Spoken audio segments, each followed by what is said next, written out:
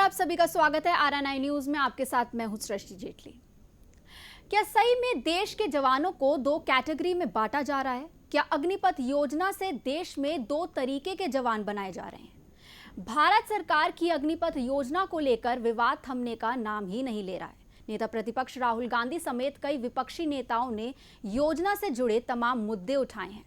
इस योजना में बदलाव की मांग के साथ कई संगीन आरोप भी लगाए जा रहे हैं।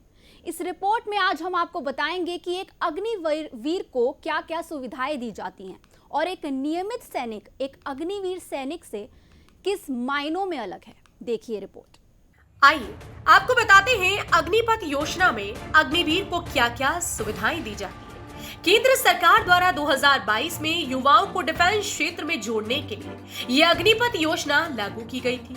ये एक छोटी योजना का हिस्सा है जिसमें युवाओं को भारतीय नेवी, आर्मी और एयरफोर्स में 4 साल के लिए भर्ती किया जाता है।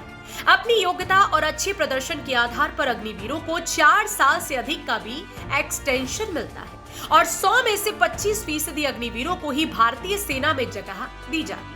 बचे हुए 75% अग्निवीरों को एक धनराशि के साथ योग्यता पत्र दिया जाता है जिससे उन्हें भविष्य में काम ढूंढने में आसानी हो सके। शहीद अग्निवीरों के परिवारों को मुआवजे के तौर पर 44 लाख की धनराशि सहित उनकी महीने की तनख्वाह दी जाती है, जबकि सामान्य भारतीय सैनिक को 25 से 45 लाख रुपए तक दिया जाता है। लोकसभा के चल रहे मानसून सत्र में अग्निपथ योजना को लेकर चर्चा का माहौल बना हुआ है। विपक्षियों द्वारा उठाया गया अग्निपथ का मुद्दा संसद से लेकर सड़क तक चर्चा में है। नेता प्रतिपक्ष राहुल गांधी ने सदन में यह आरोप लगाया है कि अग्निपथ योजना के अंदर शहीद अग्निवीरों के परिवारों को पूरे तरीके से मुआवजा नहीं मिला। वहीं इस बीच रक्षा मंत्री राजनाथ सिंह ने योजना का पक्ष रखते हुए सिद्ध किया कि गलत बयानबाजी के कारण सदन में सांसदों और देशवासियों को गुमराह किया जा रहा है। उन्होंने ये भी बताया कि केंद्र सरकार द्वारा अग्निवीरों को मुआवजे की पूरी राशि दी जा रही है। अग्निवीर शहीद हुआ, लैंडमाइन ब्लास्ट में शहीद हुआ।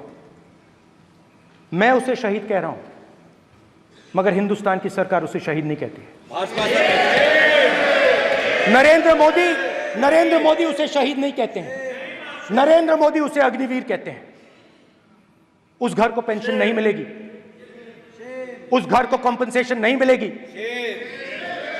शहीद का दर्जा नहीं मिलेगा। और बेचारे बैठे हुए थे, 3 बहनें थी, एक साथ बैठी हुई थी, रो रही थी। आम जवान को पेंशन मिलेगी,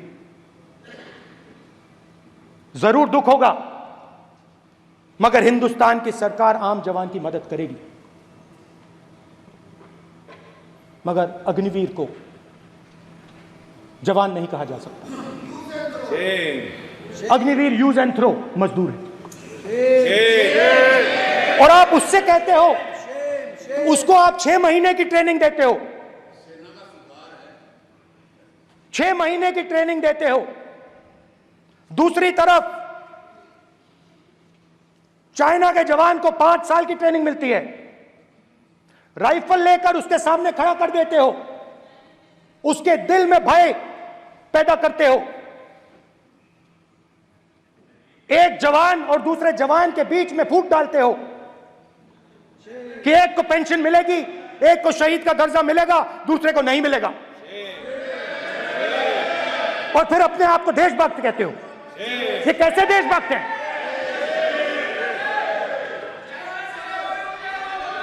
फिल्म स्टार जैसी फोटो थी उस लड़के की, फिल्म स्टार,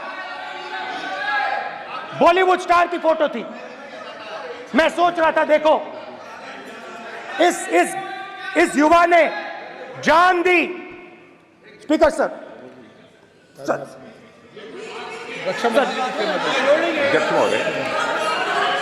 अध्यक्ष महोदय, एक आदमी सब पर भारी। अध्यक्ष महोदय, मैं नेता प्रतिपक्ष से अनुरोध करना चाहूंगा, गलत बयानी करके सदन को गुमराह करने की कोशिश। गलत नहीं है सर, गलत नहीं है सर। लेना चाहता हूं कि युद्ध के दौरान अथवा सीमाओं की सुरक्षा के दौरान यदि हमारा कोई अग्निवीर का जवान शहीद होता है तो उसके 1 करोड़ रुपए की धनराशि सहायता के रूप में उसके परिवार को मुहैया कराई जाती है। इस प्रकार की गलत बयानी से सभी को गुमराह करने की कोशिश नहीं की जानी चाहिए। संसद में अध्यक्ष राजनाथ सिंह जी की एक राय है, मेरी एक राय है। सच्चाई अग्निवीरों को मालूम है, हमें बोलने की जरूरत नहीं है। अग्निवीर को किस चीज का सामना करना पड़ता है, शहीद का दर्जा मिलता है या नहीं मिलता है, कॉम्पनसेशन मिलता है नहीं मिलता है, पेंशन मिलती है नहीं मिलती है, वो उसको मालूम है। पॉइंट ऑफ ऑर्डर है मान्यवर। अब सदन के सामने दो स्टेटमेंट हुए, एक हुआ विपक्ष के नेता का, दूसरा हुआ माननीय राजनाथ सिंह जी का, रक्षा मंत्री जी का। ये कहते हैं कि 1 करोड़ रुपया नहीं मिलता है। श्री राजनाथ सिंह ने अधिकृत रूप से कहा कि मारे जाने वाले अग्निवीर को जो शहीद होता है उसको 1 करोड़ रुपया मिलता है। उनको फैक्चुअल पोजीशन सदन पर रखनी चाहिए मान्यवर। ये सदन झूठ बोलने की जगह नहीं है मान्यवर, यह सच बोलना चाहिए। और अगर ये नहीं रखते हैं तो उनको ये सत्यापन नहीं करते अपने स्टेटमेंट का, तो उनको सदन और देश से और अग्निवीरों से माफी मांगनी चाहिए माननीय। अग्निवीर की सच्चाई मैंने फ्लोर ऑफ द हाउस पे रखी है, और राजनाथ सिंह जी ने भी कहा है जो रियलिटी है वो हिंदुस्तान की सेना को मालूम है, वो अग्निवीरों को मालूम है। उनके कहने से या मेरे कहने से कोई फर्क नहीं पड़ता, सच्चाई तो उनको मालूम है, उनको मालूम है सच्चाई कौन बोल रहा है। स्पीकर सर, देश की सेना जानती है, पूरा देश जानता है कि अग्निवीर स्कीम सेना का स्कीम नहीं है, पीएमओ का स्कीम है।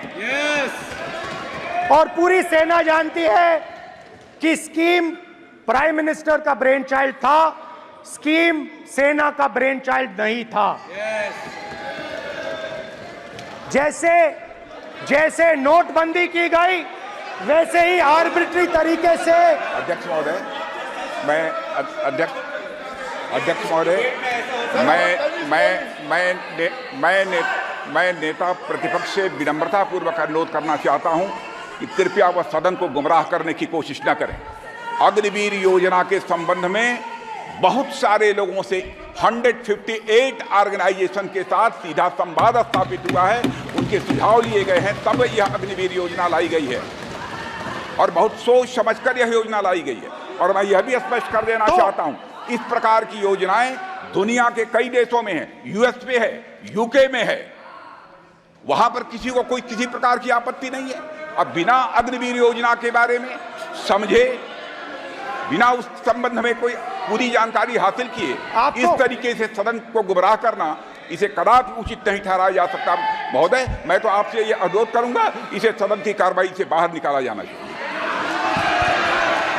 आपको देखिए, सिंपल सी बात है स्पीकर सर, इनको अग्निवीर अच्छा लगता है, आप उसको रखिए, हम उसको बदल देंगे, हटा देंगे। अग्निपथ योजना एक राजनीतिक चर्चा का मुद्दा बनता जा रहा है। इस योजना की जमीनी स्तर पर सच्चाई अग्निवीरों के परिवारों से मिलकर ही पता चल पाएगी कि आखिरकार ये योजना सही में अग्निवीरों के लिए लाभदायक है या इसे चुनावों के बाद विपक्षियों द्वारा राजनीतिक खेल के तौर पर इस्तेमाल किया जा रहा है। सरकार के द्वारा योजनाएं तो भले ही लॉन्च हो जाती हैं, लेकिन उसका अमल सही ढंग से किया जा रहा है या नहीं, इस पर चर्चा बेहद ही आवश्यक है।